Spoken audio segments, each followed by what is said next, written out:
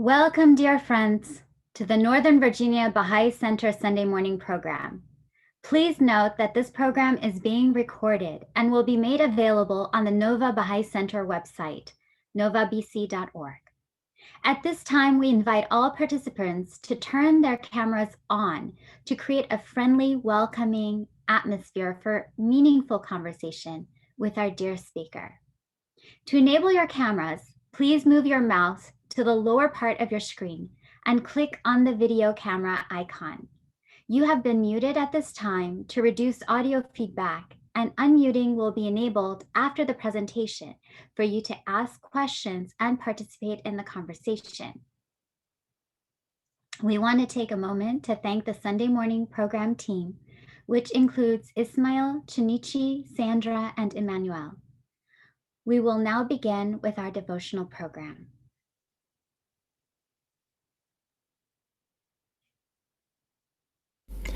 O Son of Man, forget all, save me, and seek no other helper. Seek no other helper, for none but me can ever suffice thee. For none but me can ever suffice thee. O Son of Man, forget all, save me, and seek no other helper. Seek no other helper, for none but me can ever suffice thee. For none but me can ever suffice thee. O Son of Man, O Son of Man, forget all, save me, and seek no other helper. Seek no other helper, for none but me can ever suffice thee. For none but me can ever suffice thee. O Son of Man, forget all, save me, and seek no other helper. Seek no other helper, for none but me can ever suffice thee. For none but me can ever suffice thee. For none but me can ever suffice thee. For none but me can ever suffice thee. Can never suffice thee. Can never suffice thee. Can never suffice thee. Can never suffice thee.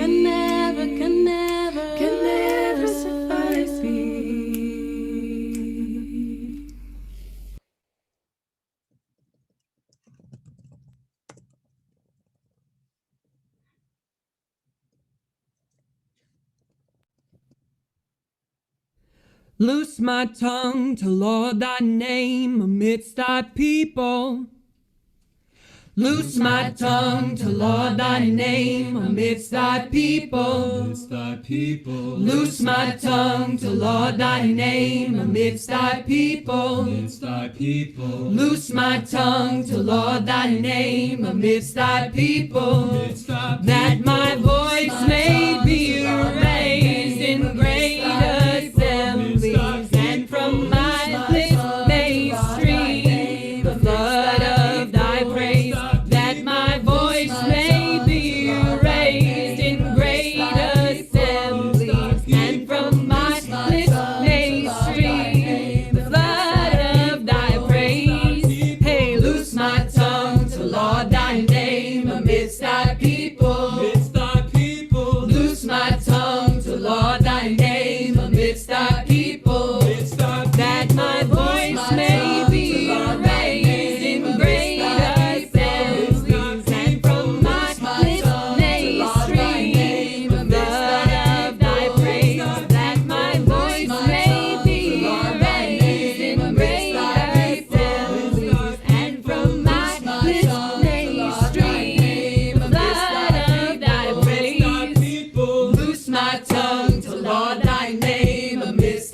people, amidst thy people. Loose my tongue to laud thy name amidst thy people, amidst thy people. That my voice may be raised in great assemblies, and from my lips may stream the blood of thy praise. That my voice may be raised in great assemblies, and from my lips may stream the blood of thy praise. Hey, loose my tongue to laud thy name amidst thy people, amidst thy people. Loose my tongue to laud thy name amidst thy people, amidst thy people. Loose my tongue to laud thy name amidst thy people, amidst thy people. Loose my tongue to laud thy name amidst thy people, amidst thy people.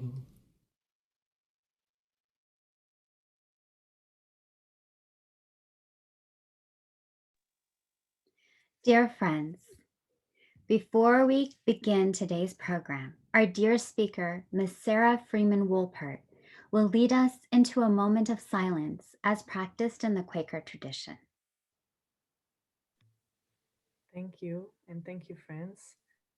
Let us just take a moment of silence before we begin today's program.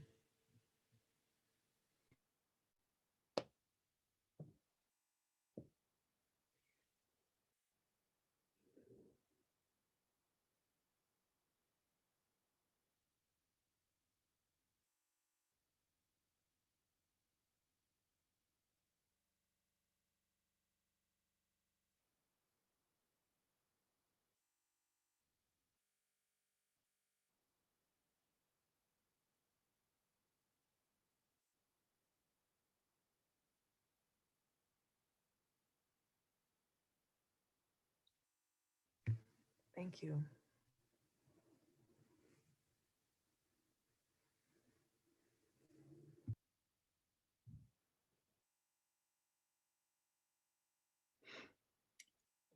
Thank you. Good morning, dear friends. Welcome to the Sunday morning program. We're delighted to be here with Sarah Freeman-Woolpert from the Quaker community. She will speak to us about supporting social justice movements through advocacy. As part of our meaningful conversation during this morning's session, please feel free to share your thoughts, inspiring ideas, and reflections in the chat, as we'd love to learn together and elevate our minds and hearts. Thank you all for being with us today. For the dear friends who have been joining us over the past several months, and those of you who are going to be joining us for the first time today, we thank you for attending this weekly program and walking this path of service with us as we study the principle of justice through many perspectives, inviting brilliant speakers who have given us insight and knowledge to view truth with a critical lens, so that together we may elevate our thoughts and our actions and center all our deliberations on the exigencies of our time in serving the betterment of humanity. Today's program, as you know, will be a closer look at how we can transform the impact of injustice into the power of advocacy and action. It gives me great pleasure to introduce Ms. Sarah Freeman-Woolpert, who, as you know, is from the Quaker community. As you know, the Quaker community has a long history of promoting integration and standing up for the equality of all people.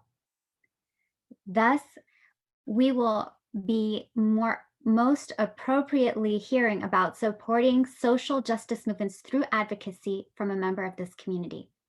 Ms. Sarah Freeman-Woolpert recruits, trains, and supports constituents around the country to develop deep advocacy skills and lobby elected officials for legislative change. Sarah contributes to the strategic development and growth of the FCNL advocacy teams program through outreach, team building, and problem solving to expand a robust, self-sustaining network of grassroots advocates. Sarah is writer and associate editor at wagingnonviolence.org, a people-powered news source examining grassroots struggles for peace and justice around the globe. She is also a board member for Učimo, an educational nonprofit in Bosnia-Herzegovina. Sarah holds a master's degree in human rights and democracy in Southeast Europe from the University of Sarajevo.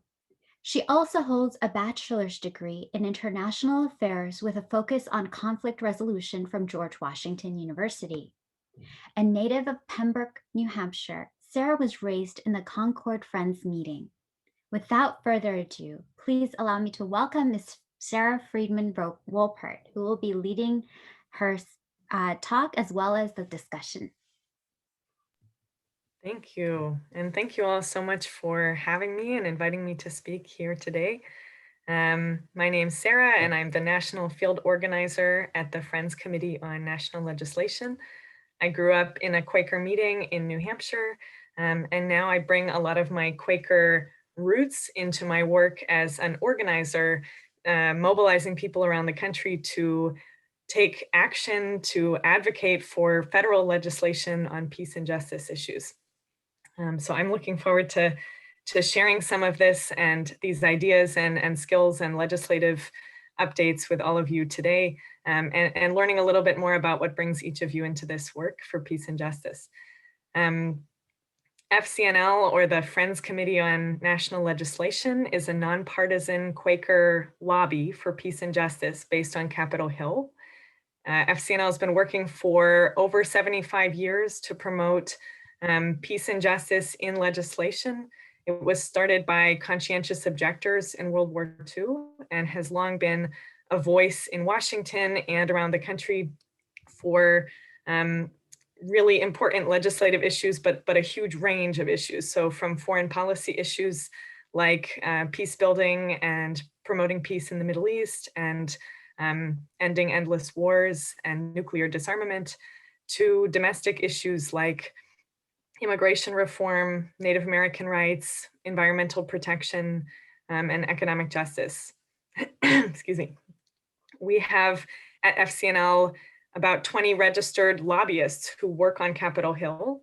Their work really centers on building relationships and sort of deepening relationships with members of Congress and with their staff in a faith-led practice that is quite radical when you think about what lobbying traditionally means and how we would approach advocacy as a spiritual or faith practice as a Quaker organization. In addition to these lobbyists who are working on Capitol Hill, FCNL also supports a grassroots network of advocates, many of whom are Quaker, many of whom are not. Some are other people of faith from different faith communities, whether that's Methodists or Episcopalians or Jewish communities, Muslim communities, who lobby and take action with FCNL all around the country to build relationships with their members of Congress as one way to try to advance the policy issues that we care about. And you're probably wondering, what does it mean to try to build a relationship with my member of Congress? Because that sounds like a strange thing to do. And it's not usually the way that we think about engaging in advocacy and in political action. And especially for faith communities that want to stay nonpartisan or really want to hear all voices. This is something that we bring as a faith-led practice into the space of political change. I wanted to kind of start us off today by reading a quote by E. Raymond Wilson, who was the first of the Friends Committee on National Legislation in the 1940s. And this gives, I think, a better idea of the way that we do this deep relational advocacy work for policy change. So he said, "We ought to be willing to work for causes which will not be won now, but cannot be won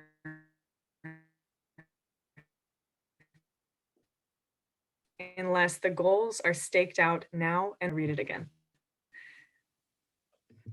So he said, "We ought to be willing to work for causes which will not be won now, but cannot be won in the future, unless the goals are staked out now and worked for energetically over a long period of time."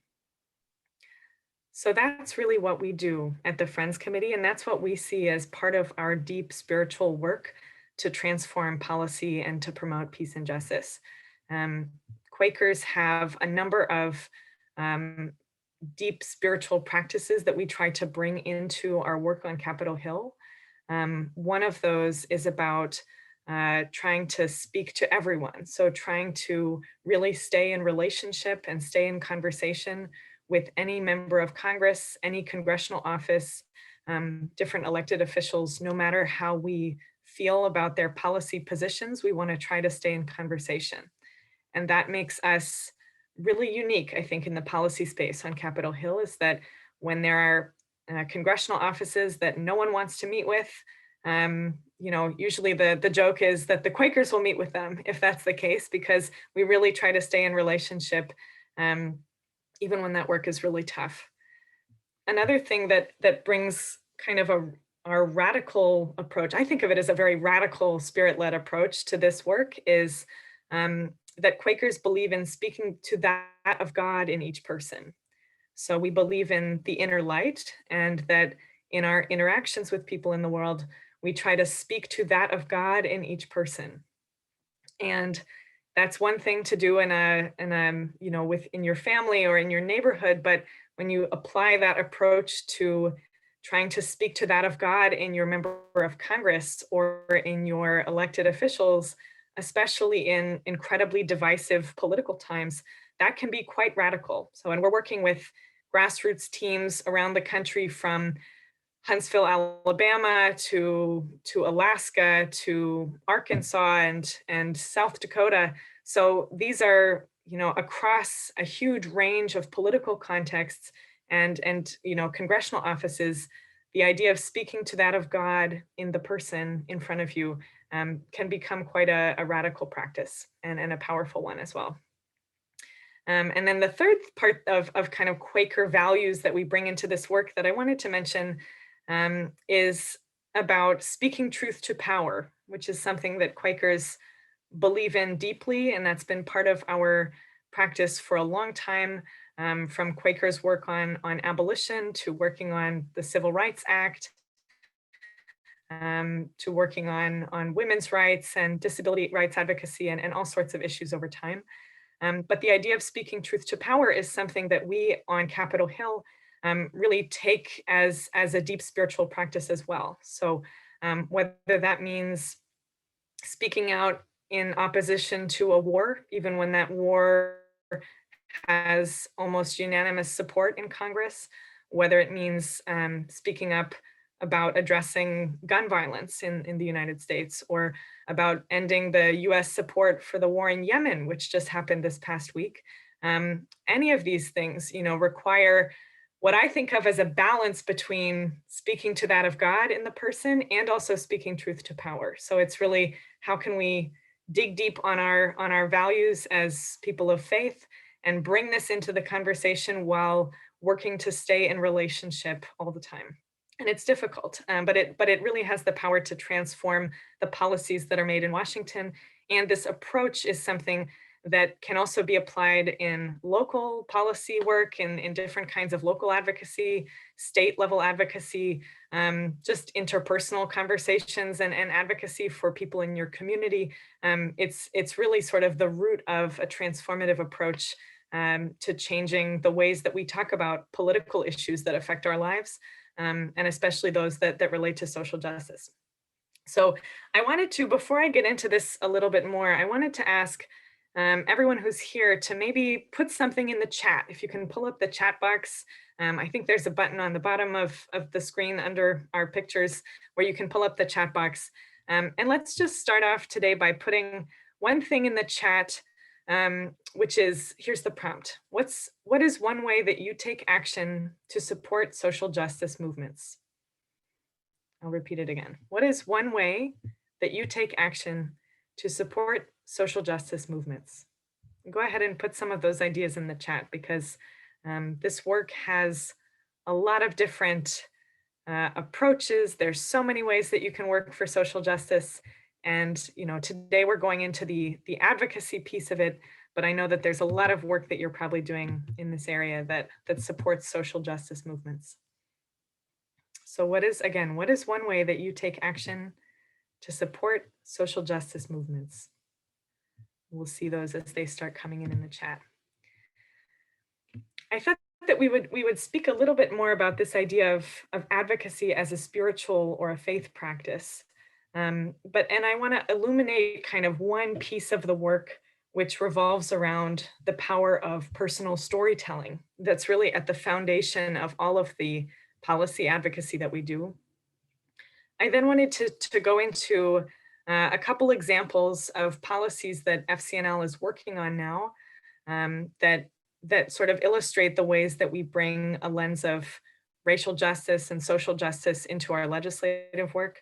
And then if we have time, I want to also go into some of the really specific ways that all of you can take this forward, because I know that's something that's important to you as a community is, there's so many different things that are important to work on, so many issues that are really important, but what can we actually do about it? And so we'll have time also to go through that before the end of our talk.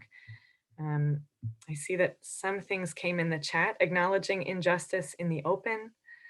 Let's see, using language to speak with a shared identity and serving with like-minded friends working for equality, to start from self, to show you are fair to everyone and speak of it, and to make sure to deal with that in daily conversations and interactions with people.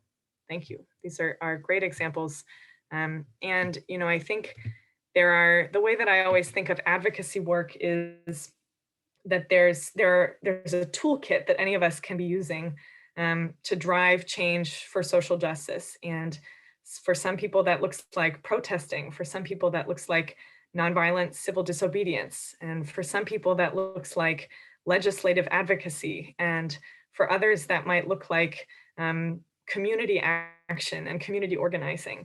And I don't think that any of those tools are mutually exclusive. To me, they all make up the kind of ecosystem of a social change movement, and we need all of it. So what I'm hoping we can talk about is how to be more effective when doing advocacy for social justice movements and for social change, because I think some of our experience at the Friends Committee really shows that, just like I think someone put in the chat here, that even when we're working on these huge pieces of policy and really trying to change federal policy in Washington, D.C., that all of that work starts at a deeply personal level, at the power of personal exchange and personal sort of human relationship. So that's why we work to drive change through relationship building with members of Congress and with their staff. One of the things that, as I mentioned, that we always do, especially when we're trying to meet with members of Congress, when we actually have a meeting, either right now it's all on Zoom or on the phone. We're doing virtual advocacy and virtual lobbying now. But really the most important thing that we tell people is, if you're able to get a meeting with a congressional staffer, for example, instead of starting off that meeting by rattling off facts and statistics about why this issue is so important, statistics about the impact of the issue on people all around the world, that the most powerful way to really start building that relationship and to start that conversation is by sharing a story about why this issue matters to you personally, and sort of sharing something that's a little vulnerable and very human with that congressional staffer to try to change the tone of the conversation. In political conversations, we're so often primed for debate and rebuttal. And we come in with all of our arguments prepared, and we don't really listen to the other person because we already know what we're going to say in response, and we've got everything ready to go, and we're just looking to push back and to kind of move our own agenda forward. And what we try to do is to sort of shift that, turn it on its head a little bit, and to say, can we start this conversation by trying to find some common point of connection or common values that we could draw on to find that even if we disagree on the policy solution, that there are a number of ways that we may actually believe this issue is important, even if we don't agree on the policy solution. Can we find some common values to really ground ourselves in to start building the relationship. So a couple of things are important for that. Of course, it's more difficult than it sounds. But one of the things that we do is we always start a meeting with an elected official by thanking them for something that they've done in the past. Even when, and that can really transform the conversation, because a lot of times, depending on the issue that we're meeting about, they may come in really braced, and expecting to be shouted at, or expecting to be criticized and shamed for something they've done in the past. So what we do and what we train others to do is to do some research before the meeting, even if it's really hard to find something that you can thank your member of Congress for, depending on how you see their position on a range of issues. We try to start by thanking them for something, just to show that we're really interested in having a dialogue and we really want to connect with them, even if we don't agree. And then the second thing that we do is we try to open up the conversation, like I said, by sharing a story about why this issue matters to us personally. So instead of just going into the facts and statistics, we try to share a short and concise but values-based story where we describe a moment or an experience in our life that stood out to us, that was meaningful to us. And then we share the values that we derive from that moment or that experience. And then we connect it to the policy issue at hand. And so that provides us a way to come into the policy discussion while we've really humanized it through our own experience and shown why this is something personal to us or to our community. And I think it's always important to say, especially around racial justice issues, which I know is something that all of you work on, that it's important for it to be your own story. You don't want to take someone else's story or sort of try to make something your story if it's really not. So we try to really do a lot of deep spiritual work to think about what that story is before we go into the office so that we can draw on that connection. So I thought that just to model this, because one of the things I hope you'll all do going forward after this discussion is to really think about the story that brings you into this work, whether it's a specific issue that you care about, like reforming the justice system in this country, or working for economic justice and equity, or working to reform our system of policing, whatever it might be. Think about a story that really brings you into this long, persistent, deep, spirit-led work for peace and justice, because that will be the grounding place from which all of it comes and all of it stems.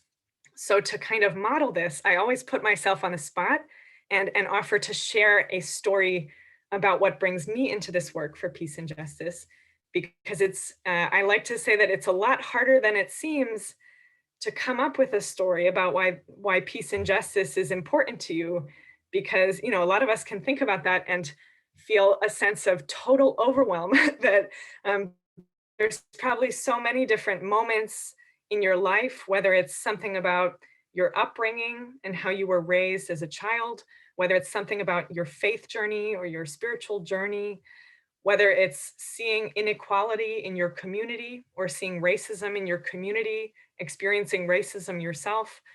There's so many different ways that these issues are personal to our lives. And so to kind of illustrate this, I wanted to share a story of what inspires and grounds me in this deep work for peace and justice. So, and as I'm sharing this, feel free to be thinking about your own stories. I'll ask at the end if anyone wants to put in the chat a short version or a short example of part of the story of what brings you to peace and justice work. I would love to read some of those. Okay, so my story starts by, I like to say that I'm one of the only people at the Friends Committee on National Legislation who didn't come into this work through public policy or political science. I came into this work by studying peace and conflict studies, and especially by learning about countries that had experienced violent conflict, and by trying to understand especially how young people were working to transform their societies from division and conflict to trying to build a context for more social justice. But in this work, I was always looking outward. So I studied international affairs. After I graduated from my undergrad, I moved to Eastern Europe, to Bosnia and Herzegovina. For 2 years, I was living there. And this is the region that you might know as the former Yugoslavia. It is a country that experienced a horrible war 25 or so years ago with the dissolution of Yugoslavia. And it's also a country where a large part of the population was displaced or ethnically cleansed from their communities during the violence that ensued. And so I went to Bosnia initially as a researcher to try to understand how a so-called divided society, where there's still a lot of remnants of the war, from segregated schools to really dysfunctional political leadership, how this kind of society really could bring people together, how young people especially were working to try to bridge some of this divide. How were they working for positive social change in this context of division? And as kind of irony or spirit or fate might have it, I ended up in Bosnia during the lead up to the 2016 US presidential election. And I was living with a host family in the southern part of the country at the time, in Herzegovina, in a city called Mostar, which is very famous for having been bombed during the war, and especially the famous Starry Most old bridge, which you might have seen photos of. My host family in Mostar was displaced during the war. They fled as refugees to Germany for 7 years, and they moved back after that time so that they could rebuild their life. And when I was living with them, my host mother, whose name is Sabira, and she comes up to about my shoulder, her and I would sit on the couch together at night, and we would watch the news. And for months on end, the news was just about the US presidential election and the increasingly divisive language that was being used in the debates, the threats against immigrants, the different kinds of rhetoric that were becoming much more common and much more divisive. And at some point, my host mom turned to me when we were sitting on the couch and she said, "You know, Sarah, I think that you should go back to your country because it's looking really bad." And she said, "You know, it's not looking good. It seems like there's a lot of division in your country." And she said, "I think you should go back to the United States and tell people about what we have experienced here in Bosnia." She said, "I want people to know about our story because I've seen what this kind of division can lead to, and no one else should ever have to live through that. So go back to the US and tell people about what you've seen and experienced here." And she also said, "I've had to rebuild my house 3 times in my life, and no one else should ever have to go through this. So go back home and tell people what this kind of division can really lead to." And for me, that was a really kind of spiritual awakening moment because it was a time for me to really think about the way that I had often perceived division and conflict as something that happens far away from my own environment and sort of over there. And it really turned it around for me. And I decided to move back to the US and to apply some of these the same lens about understanding division and understanding political corruption and understanding the need to try to work to find compromise and solution and connect across common values, but in our own sort of in the US political system, because I was able to apply some of that lens of what I had seen over in Bosnia and in other countries as well. And for me, that was a really important thing to ground a lot of the work that we do in relational, spirit-led advocacy to promote peace and justice in legislation. But that's one of the stories that I bring into this work about why the person I think of and the moment that I think of when I think about, you know, what kind of keeps me going or drives me to do this work for peace and justice. So with that, I'm just going to pause and see if anyone wants to put in the chat box, what's a story or a moment in your life, even just a very small snippet of one, that motivates you to work for peace and justice, kind of like my tough conversation with my host mom. What are some of the things, whether from your upbringing, from something your parents taught you or instilled in you, something about your spiritual journey? What's something that really drives you or motivates you in this work for social justice and for racial justice and to build peace? Feel free to put any of these ideas or thoughts in the chat about your own story.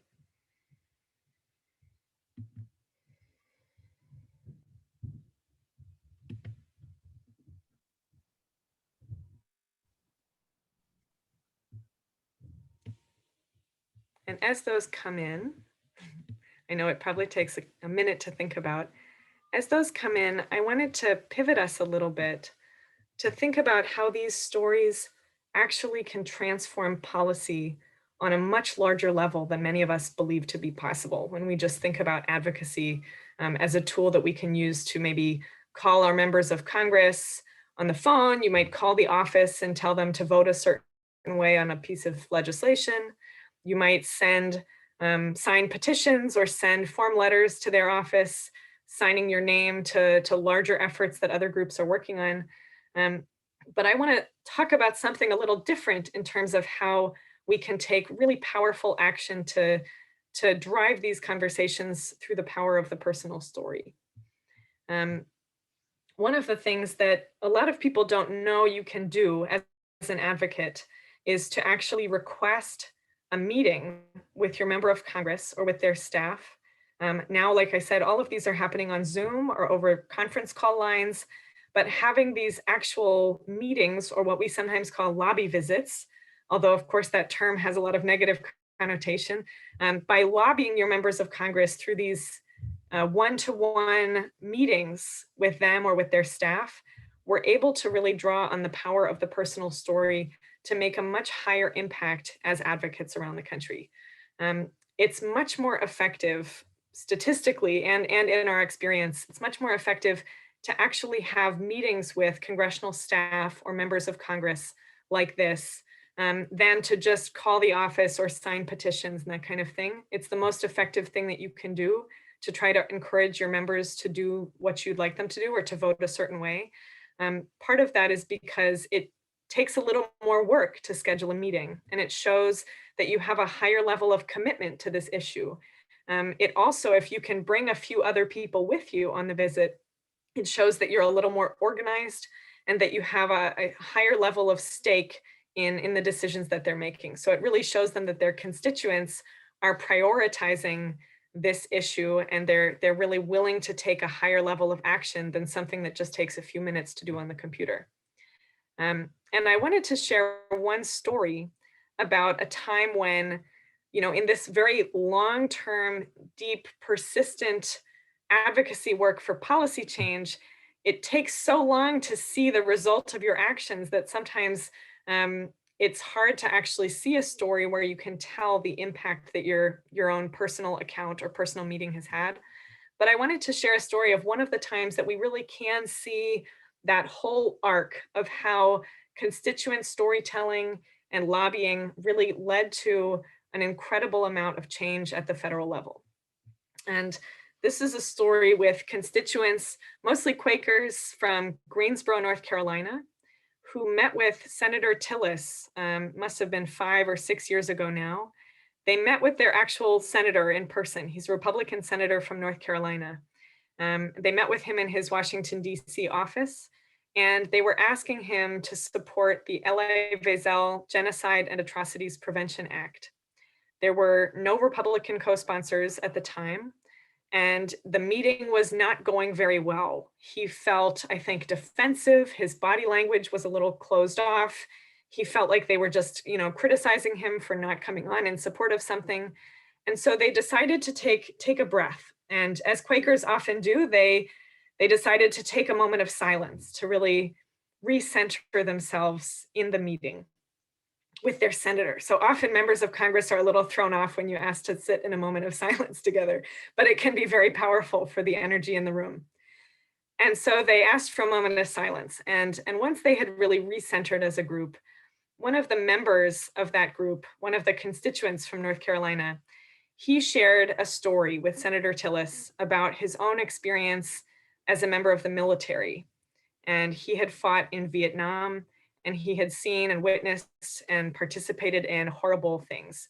And he shared his experience as a way to tell Tom Tillis that his belief in the value and importance of peace building and investing in peace building, and really what drove him to work for peace, was his own horrific experience being involved in war and really being part of a war, and how personal that was to him and how emotional that was to him. And it really changed the tone in the room, because it was the power of his own personal story. That's why he cared about this so much. And a few days later, Senator Tillis's staffer called the group and let them know that Senator Tillis had agreed to come on as a result of their meeting. He had agreed to come on as the first Republican co-sponsor to the Elie Wiesel Genocide and Atrocities Prevention Act, which led to, a few weeks later, a number of other Republican co-sponsors signed on to the legislation because he had done it first. So he had sort of paved the way. And that created the momentum in Congress for the Elie Wiesel Genocide and Atrocities Prevention Act to pass and then to be signed into law by Donald Trump back in, I think it was in 2019. So that's a real example of how something can start with a personal story to transform an interaction or a meeting, especially one that feels like it's really got the potential for divisiveness, and to turn all the way into a deep policy change that now we believe can really change the capacity for genocide prevention and peace building all around the world. So that's really important, and I wanted to share that. And now the next piece of this, I just want to highlight a couple of legislative issues. I checked in with our lobbyists this week about some of the work that they're doing so that I could share a couple of these things with you. And I'll also put links in the chat where you can find more information. There are a couple of pieces of legislation that FCNL is working on right now that are deeply connected to racial justice and to social justice that I wanted to share with you. And I'll also offer some links where you could find out more information about those issues.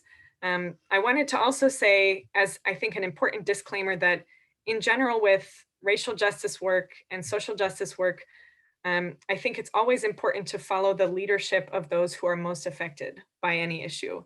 FCNL works in coalition with a range of organizations that are led by people of color, from Color of Change, Showing Up for Racial Justice, United We Dream, the Movement for Black Lives. And I believe that it's really important to also look to what those organizations are doing for leadership in any of these issues.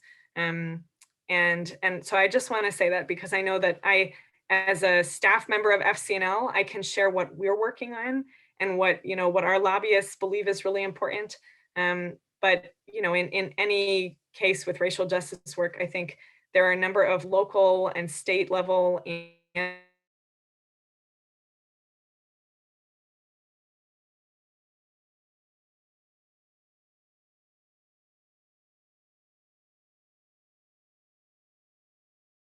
federal organizations form. I'm sorry if my internet flickers a little bit. It should be okay now. So one of the things that we've put a lot of our grassroots work towards in the past year especially is the issue of justice in policing. Obviously, policing is one of the ways that racial justice or racial injustice is perpetuated in our society. It's become much more visible, I think, to the public in the past year, largely through the Black-led movements that have risen up and demanded change at a grassroots level.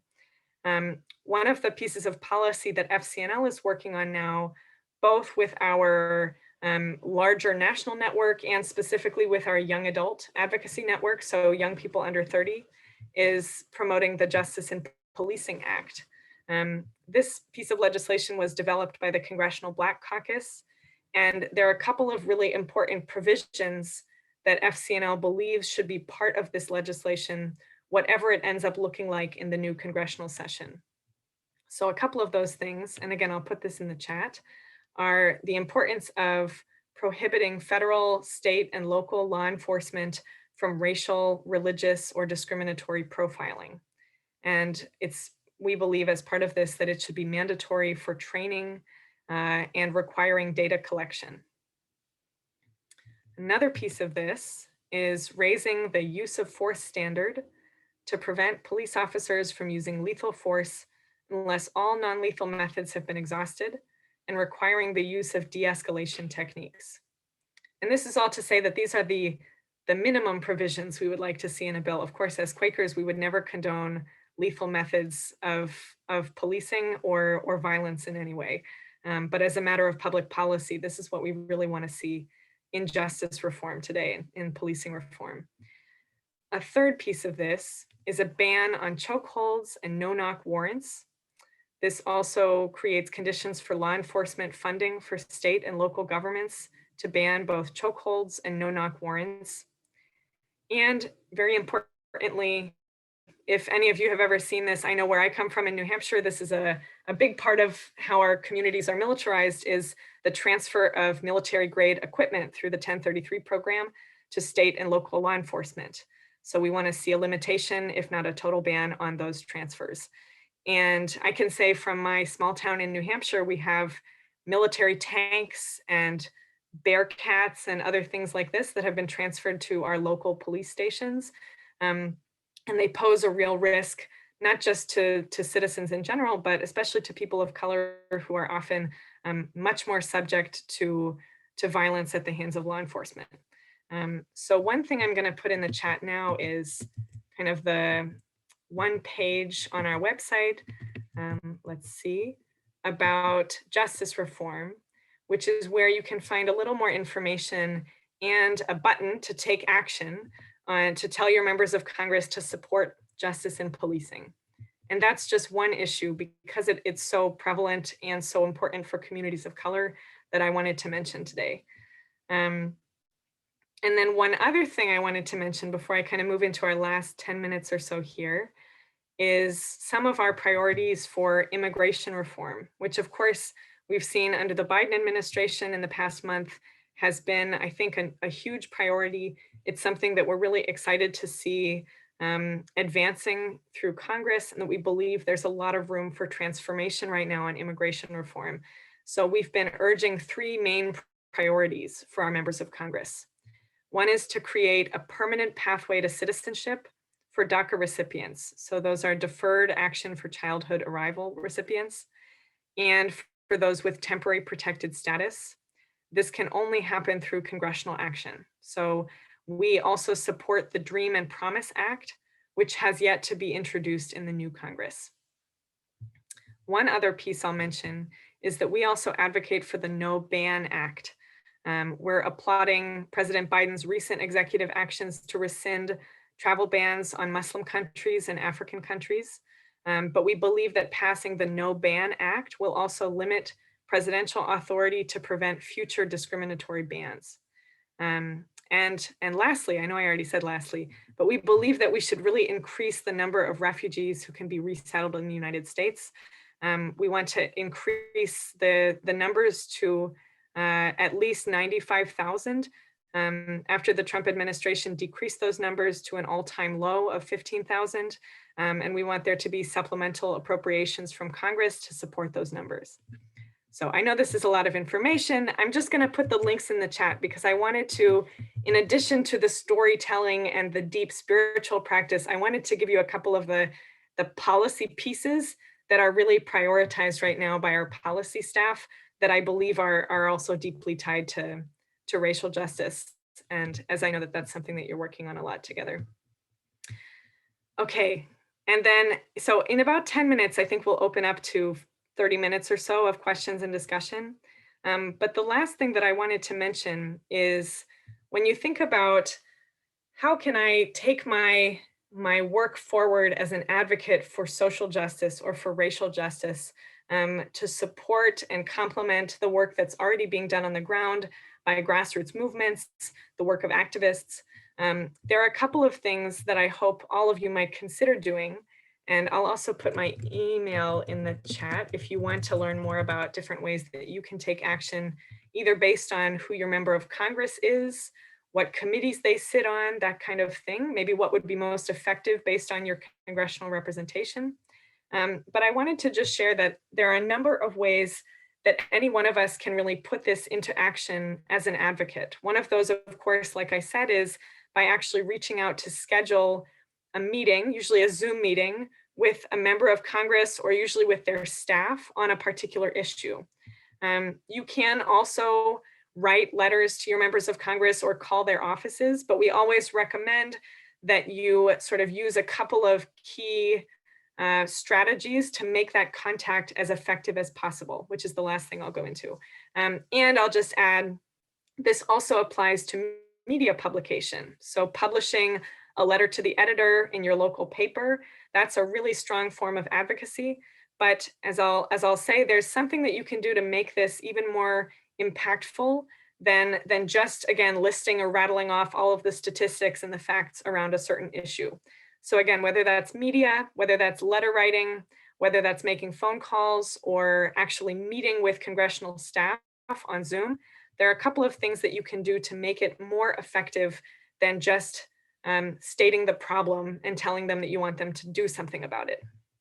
And the acronym that we use, which again, I'll put this in the chat, the acronym that we use to really gauge how to be most effective in any interaction that's connected to our advocacy is called RAFT. So I think of it as a life raft. If I'm in a congressional office and I panic and I need to think about the really important things to bring into that meeting so that I can have a deep spirit-led exchange with that staff person, even when I'm upset or nervous or concerned about how they might respond. So RAFT stands for a couple things. The first in RAFT, the R, is respond. And respond means usually to thank your member of Congress, like I said, for something they've done in the past. You want to acknowledge that you've been paying attention, and if possible, try to recognize the values that they hold that might have connected them to take that action. So, a lot of times I work on our portfolio on endless war and militarism. And a lot of times, even if we don't agree with a member of Congress about ending a certain war, we may agree on the importance of taking care of our veterans in this country, or something like that. And so we may be able to thank a member of Congress for supporting veterans in their state, while also then asking them to take an additional action to really end the endless wars that are putting so many people at harm's risk. So respond by thanking them for something they've done. The A in RAFT is for ask, which is basically just a fancy way of saying the one specific thing you're asking your member of Congress to do after you meet with them. And this is really important because a lot of us are not policy wonks. I'm not a policy wonk. This is where I look to the lobbyists or the policy experts, like the links that I put in the chat, to tell me what's the specific thing I should ask my member of Congress to do about this issue right now. So the issue of peace building, there's a million things that you could ask them, or the issue of economic justice. But finding something very specific, like asking them to co-sponsor a piece of legislation, asking them to talk to other members of Congress to encourage them to become supporters if they're already a supporter, having a very clear, specific ask is really important for effective advocacy. Because if you just go in and say, I want you to stand up for children because I care about the rights of children in our community, that is so open to interpretation. Everyone believes that they care about children. I mean, all of us, that's one of these universal values, but we probably have different ideas of what that looks like in a policy sense. So you want to have something very specific. The F in RAFT, and I know we're almost out of time, the F in RAFT is for facts. So you do want to have a couple of facts that show that you've done a little research on the issue. But most importantly, the T in RAFT is to tie in your story or the story of your community. So we don't want to overdo it with facts because it takes us away from the human connection. We want to have some of that as part of the meeting so that we show we've done our homework, but we really want to center all of our advocacy on the power of the personal story or the personal experience, because that's the best way to cut through some of the noise and the divisiveness that we've seen, of course, in our political system today, and to try to call it back, just like this group with Senator Tillis in Greensboro, to try to really ground it in the power of a personal story. And I just wanted to end, I know I'm a couple minutes early, but I wanted to open it up for questions, but I wanted to end with a quote. Let's see if I can find it. We have a video that I'll also put in the chat of one of our former policy directors, whose name is Ruth Flower. And Ruth Flower did an interview about lobbying or advocacy as a spiritual practice. I just put the YouTube link in the chat.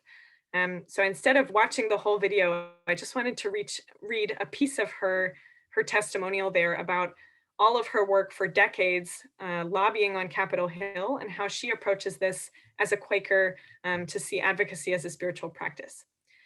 So Ruth said, "When I enter an office to lobby anybody, I don't care what side of the aisle they're on, I'm always nervous. And I remind myself that God is in the room and that there's that of God in everyone, including in myself.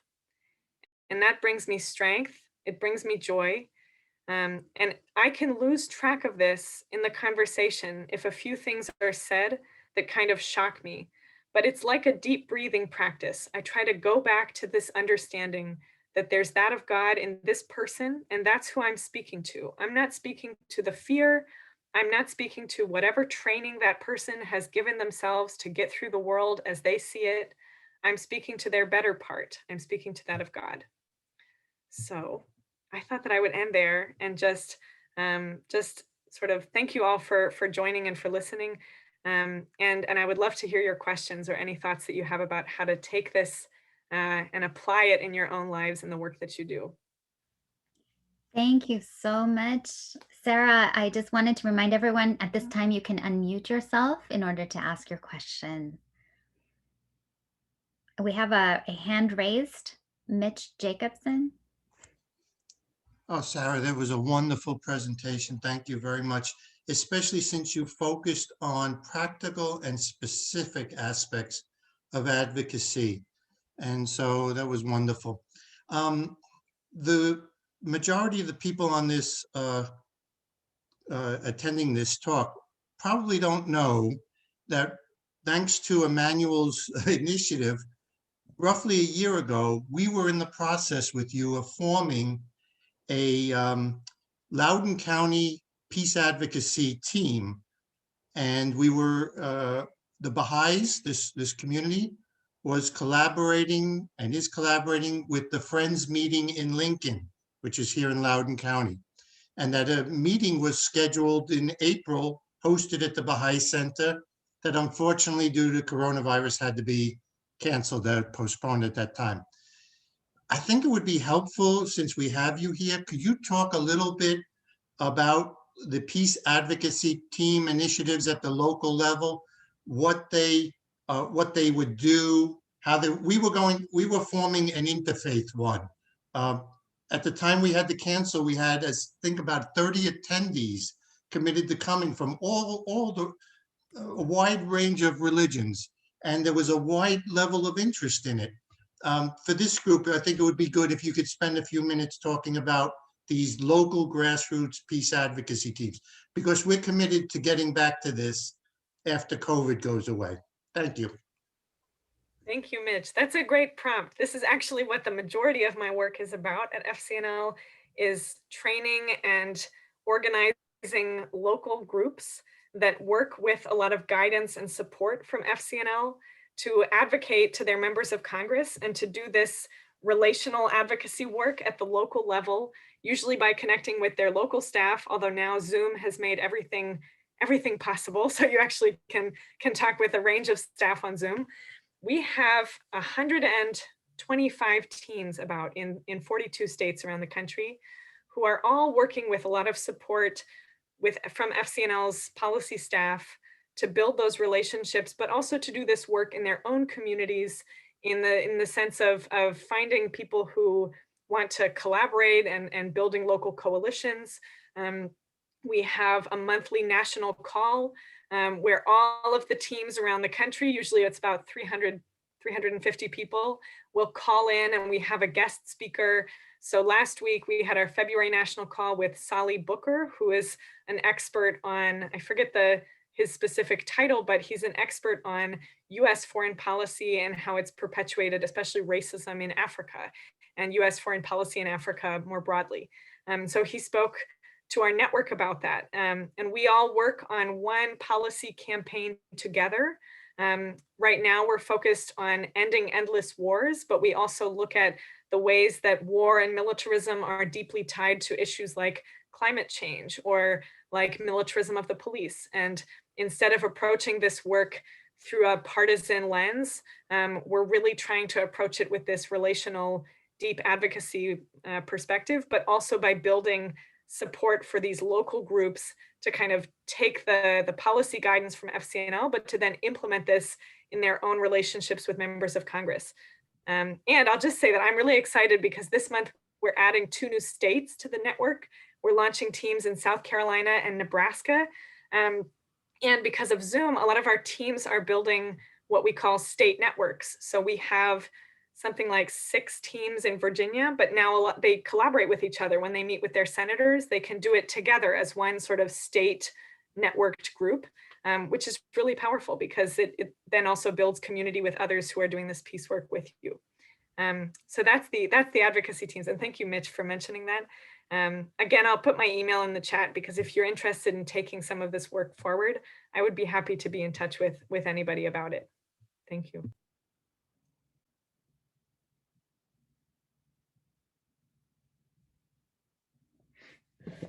Thank you. If you want to ask a question or make a comment, you can raise your hand using the raise hand feature if you can find it. If you can't find it, you can type your question or your name into the chat, or you can send your question in a private chat to me if you don't want to be called.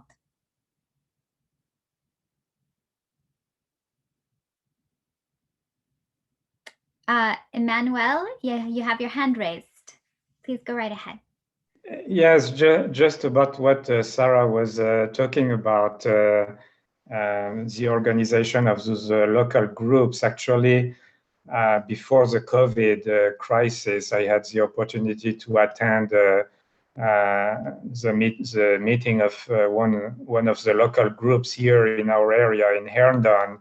And I tell you, if you would like to understand issues, their national speakers, which are invited about once every month, the quality of their speakers is absolutely outstanding to understand issues.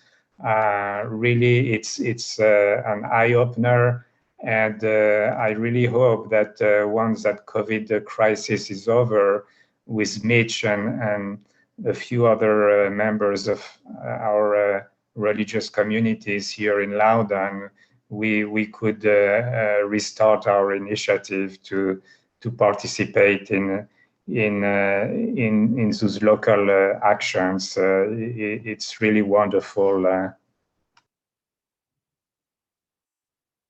Thank you. Thank you so much, Emmanuel, for that question and statement.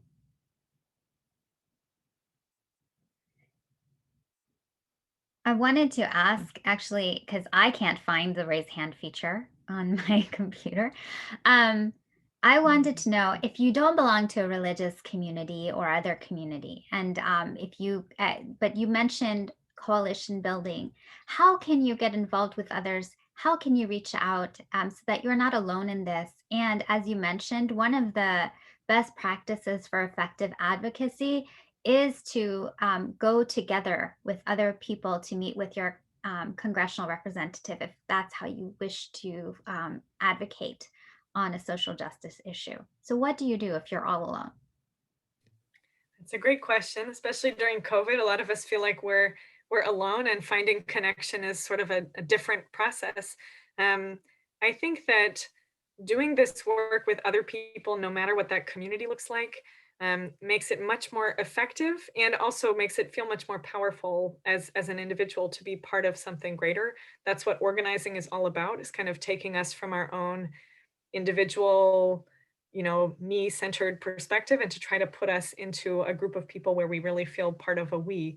There are a number of ways, if you're looking to do advocacy, you don't have to be part of a faith group to do this. A lot of times, even with these local advocacy teams that Mitch mentioned, we have started teams in so many different communities that it's not, some of them are based in a faith community, some of them are based in a senior center or in a college campus. Some are based just with a group of friends. I'm thinking of a group of women in Montana who have a book club, and they were like, well, we never do anything with politics, but this might be one way that we could all kind of connect and take action together. So a lot of times I think, especially with advocacy, we have to maybe get ourselves out of the mindset that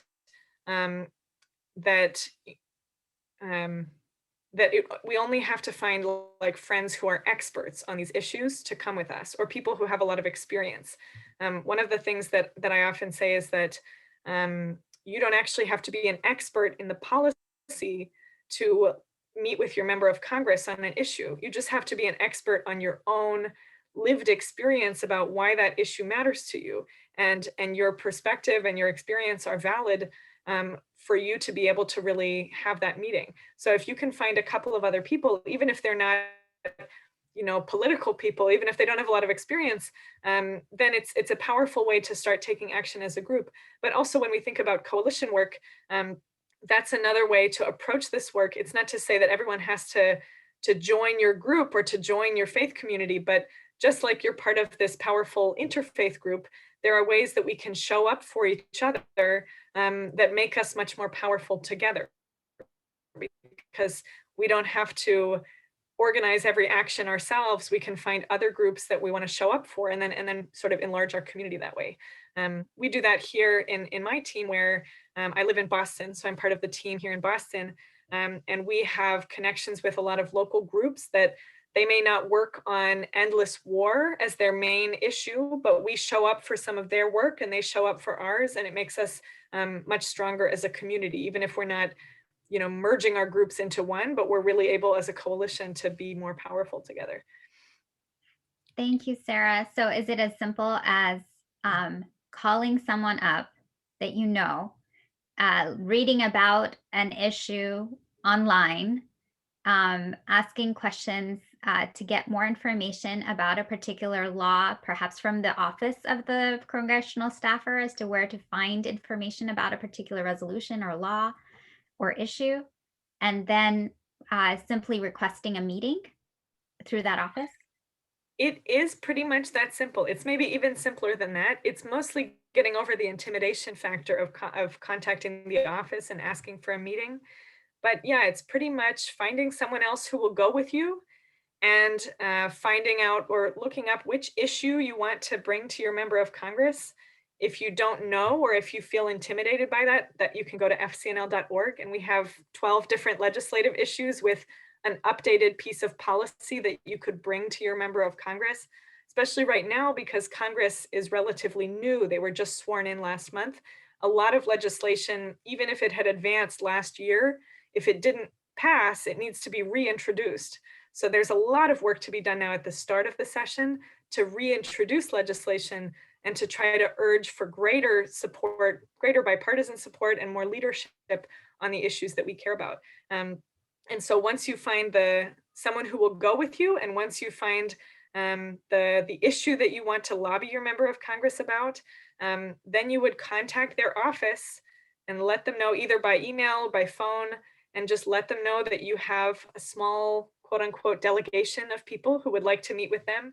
You can let them know if you're part of a faith community or any other connections you have to the community that might make it more it helps to contextualize it for them. And often we hear back pretty quickly, especially if you do it in that way, where you say that you're part of a group that would like to meet.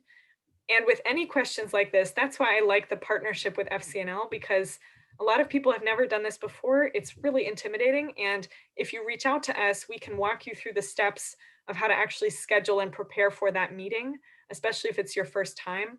I'll also just plug that I do a Zoom training every other week called Learn to Lobby in 30 Minutes, quote unquote, which is a really easy way to go through this in a little more depth if you're preparing for, submitting a meeting request. And if that's totally, it's totally an unfamiliar process to you, then you can come in and we go through that in a little more depth together. Thank you, Sarah. I guess I will be contacting you to get invited to your Zoom call. We have another question from Mr. Mitch Jacobson, followed by Mr. Jacob Schukert. One more. Sarah, when you were talking about collaboration with other organizations on the theme of racial justice, you mentioned a few organizations, but I noticed the NAACP was not in your list. And being a new member of the Loudoun branch of the NAACP, I was just wondering if FCNL has a relationship or a collaboration with the NAACP. Thank you. Thank you, Mitch. That's a great question. I am the wrong person to answer in-depth questions about our coalition work because I'm not on the policy team. So I hesitate to sort of say anything about that, but I'm sure that we have had, and collaborated with NAACP in the past.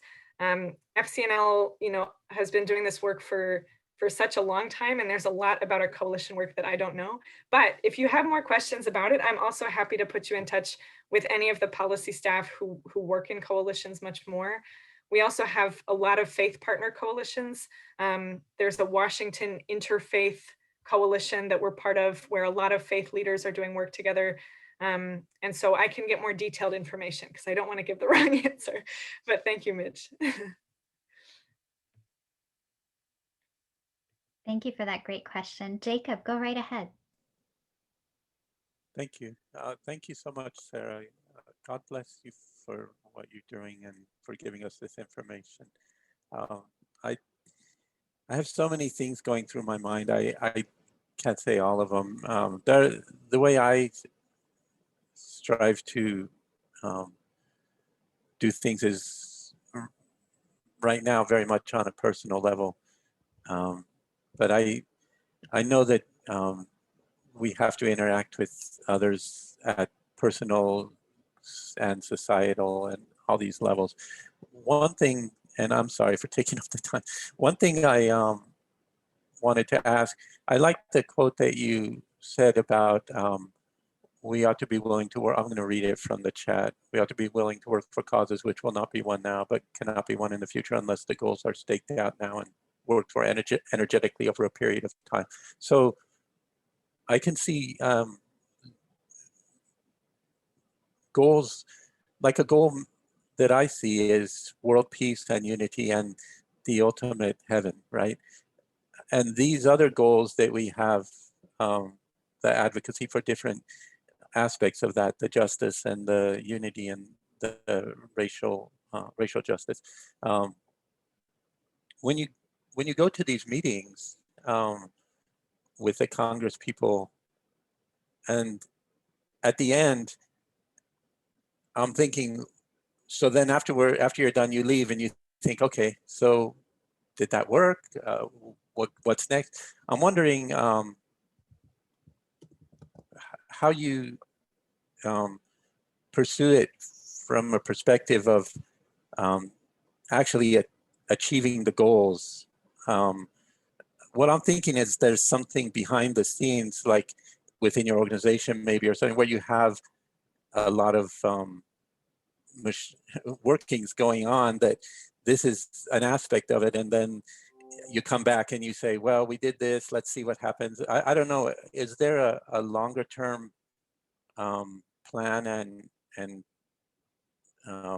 system that you use to manage these things? Because I think just going out to a meeting and say, okay, I got up my nerve, I went there, it was tough, I gave my talk, and now it's done.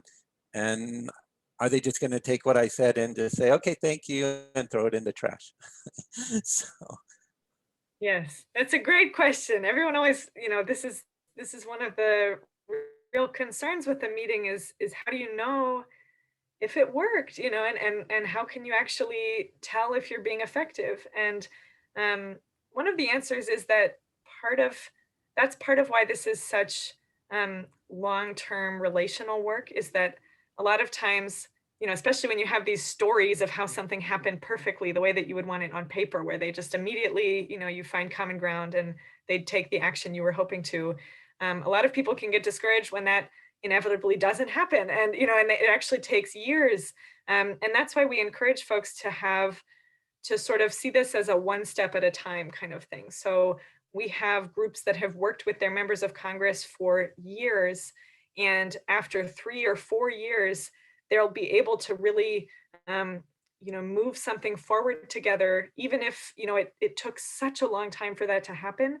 It's also part of why we try to build from the relationship with the member of Congress as opposed to just on the policy, because a lot of times, like I'm thinking of one example in Iowa where we had a local group working with Senator Grassley, and I think it was on the issue of the Iran deal. This was back in 2015.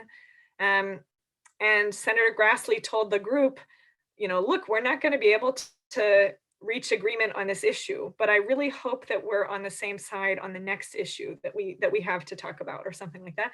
And the next time that they came back to meet with him, they were asking him to support justice reform and sentencing reform. And he was on not the right side, he was on the same side sort of as what they were asking.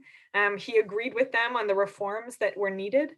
And he then became really a champion and worked together with them for the year to really drive sentencing reform in a way that they thought was really important and powerful. And so they were able to stay in the relationship.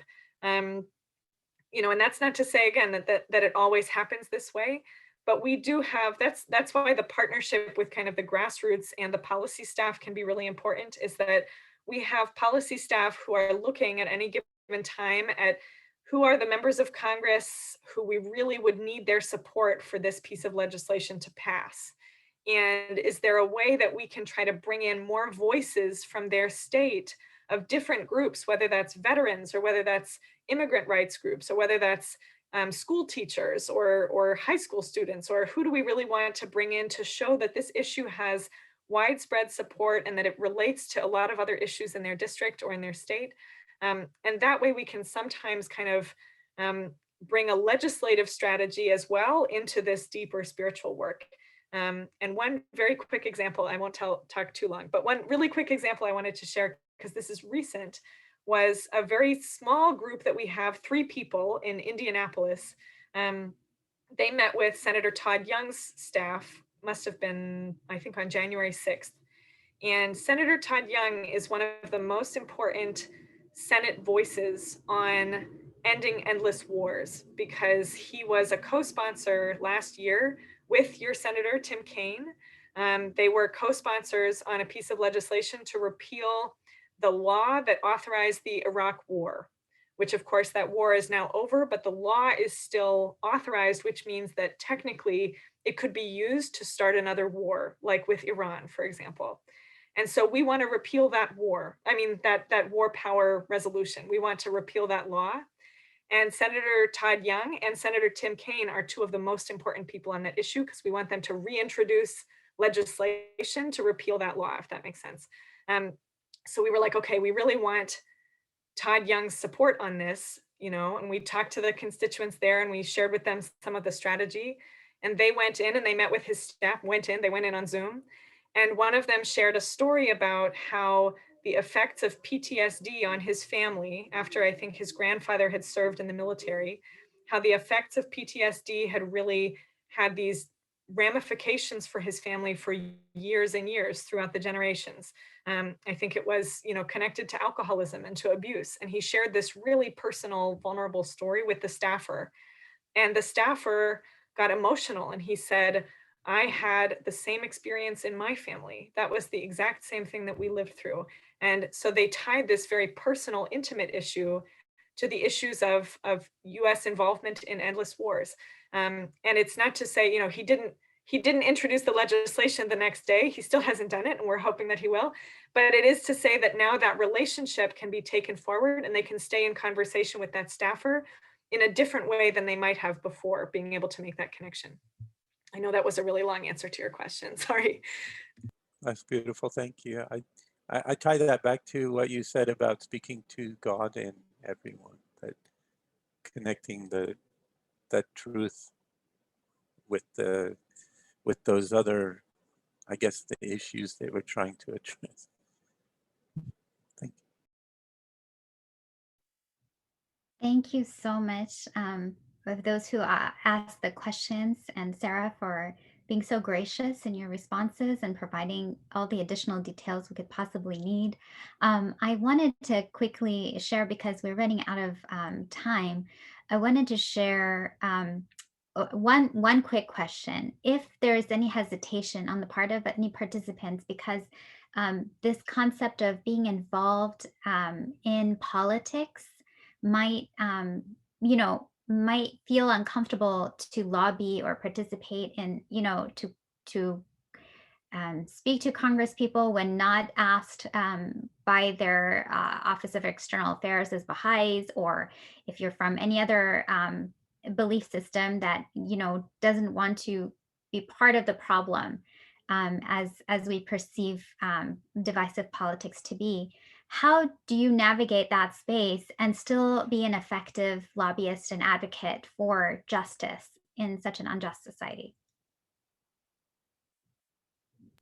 That's a great question. I mean, I think that Quakers navigate something very similar, which is that, we're trying to be nonpartisan as a lobby for peace and justice. We want to talk to everyone, even when it's difficult. We don't want to make this about, a divisive back and forth, who's right and who's wrong.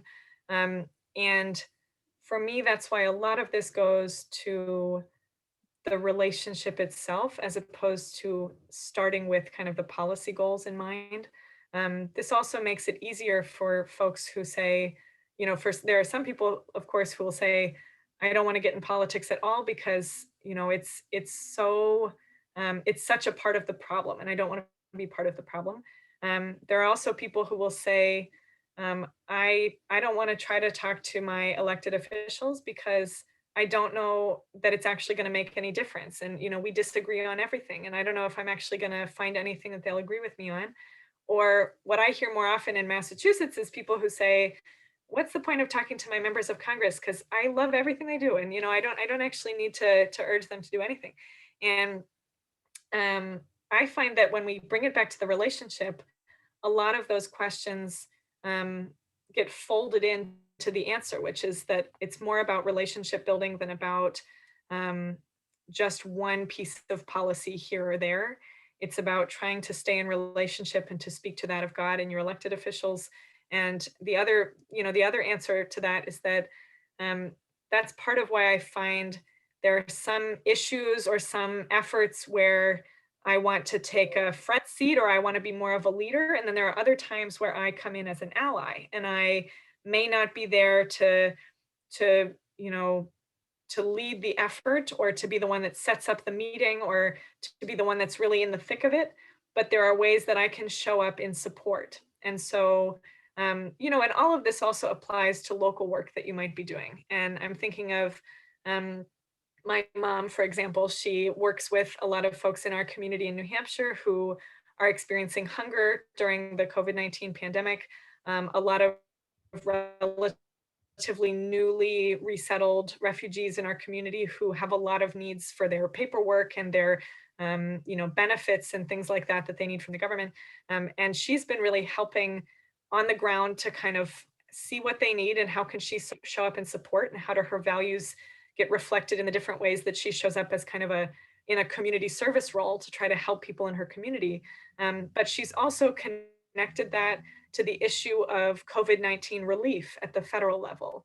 And, it's a lot of issues may be really divisive in the halls of Congress, but when you bring it back to the lives of everyday people, they don't have to be so divisive, because what we're saying is, we want to have support for the people in our communities who really need it. And, we're not here to call anyone any names. We're not here to get into any of the back and forth, but we really do believe that having, certain kinds of federal support for people who are struggling in our communities and bringing in the stories of those experiences can really help to make that case from a human perspective, as opposed to just in terms of, disagreements over funding, that kind of thing. And so she's tied the local work to the bigger policy issue at the federal level, which I think is, for me at least, a powerful way to see how all of this is connected. And for some of us, we want to stay at the local level. And I think that's totally fine. For some of us, we want to do state level work, whatever that might be. It's more about the actual approach of relational advocacy work and the power of the personal story in centering any kind of policy work, as opposed to the specific mechanism or the specific piece of legislation, which for me helps me kind of internalize it as a practice. Thank you so much. I know that people will reach out to you with the email address you provided in the chat. And I wanted to once again thank everyone who posted a question in the chat and who raised their hand and asked their question. One of the beautiful statements that I wanted to highlight in the chat is from Alicia Dempsey, who said, everyone has a unique story, both young and old. We all have experiences that shape who we are today and who we will become tomorrow. We all share qualities that can unite us and enable us to have empathy and compassion for all. There is beauty in our diversity. Let's celebrate each other's story and encourage one another. By working together, we can bring hope back into our communities. And really today's message is one that gives us hope because it's sharing with us exactly how we might be able to do something about some of the injustices that are occurring, even though we don't have all of the resources at our disposal that perhaps some of the experts in the field might have. There is also a comment from Paria Achavan, who left to attend another meeting.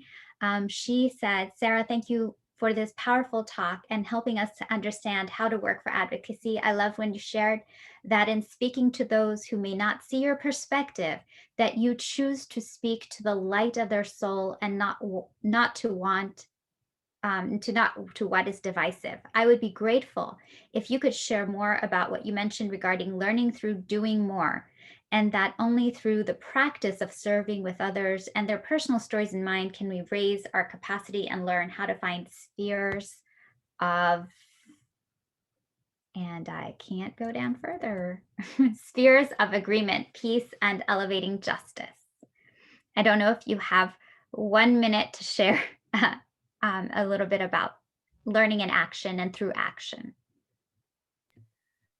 Sure. I mean, I found this to be very much a practice, and it makes me think of, there's a quote that sustains me a lot in this work by Mariam, what's her last name? Mariam Kaba, who's an abolitionist. Yeah, Mariam Kaba. And she talks about hope as a discipline. And that's something that I internalize a lot in this work, which is that hope is a discipline, and sort of the way that we approach peace work is very much a practice that we have to find different ways to bring it into our actions. So I think for some people, working for peace is about protests against the war. For some people, it's about meeting with elected officials and urging them to end support for US support for a war, for example. For some people, it's important to start and maybe even to stay for some time in just promoting peace in your own very close relationships and trying to work on this in a really localized or family or community level. And to me, it's the same set of practices. It's just a matter of kind of scope and how we want to apply it to these broader issues around the world. But a lot of this, I think, starts with yourself, because it's much harder to apply anything on a larger scale and to work to recognize the light in your member of Congress when it's hard to even do that in other areas in your life, or with your neighbors if you disagree with them, or other folks at your Thanksgiving table. We hear a lot about sort of the importance of these conversations within our own families. And to me, the central thread that ties it all together is the importance of, for me being raised Quaker, the importance of trying to speak to the light in that person, even and especially when I feel myself reacting in really strong, disagreement or defensiveness to something that we, maybe disagree on, but finding a way to still try to speak to the light in that other person. And for me, that's kind of the central thread, and maybe a good note to end on. Definitely. What a powerful image. Thank you for illuminating this topic at a time when few in our world remain untouched by what has been a most trying period in human history, especially over this past year. It's worth reflecting on how we can become active agents of change and progress rather than passive victims of circumstances beyond our control. I wanted to let people know that as you see in the chat, recorded programs are located on the Nova Baha'i Center website, novabahicenter.org. Towards the bottom right side under Sunday morning recordings. This recording will be available on Wednesday. Thank you, Tanichi, for sharing that in the chat. Next week, please tune in again via the same Zoom link. The next speaker will be Stephen Kitchell, and the title of his talk is My Journey to the Baha'i Faith. Please plan to join us and invite your family and friends. We will now end with a closing prayer. Thank you again so much, Sarah, for joining us and for giving us such practical tips and best practices so that we can take the rest of the year to make a difference.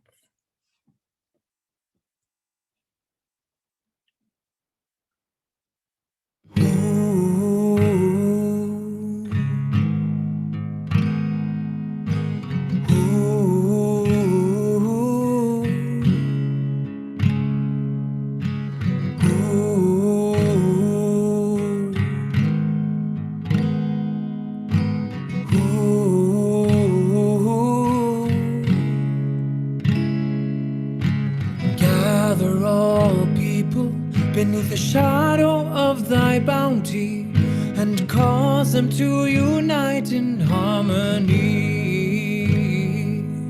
so that they may become as the rays of one sun, as the waves of one ocean, and as the fruit of one tree. Gather all people beneath the shadow of thy bounty and cause them to unite in harmony, so that they may become as the rays of one sun, as the waves of one ocean, and as the fruit of one tree.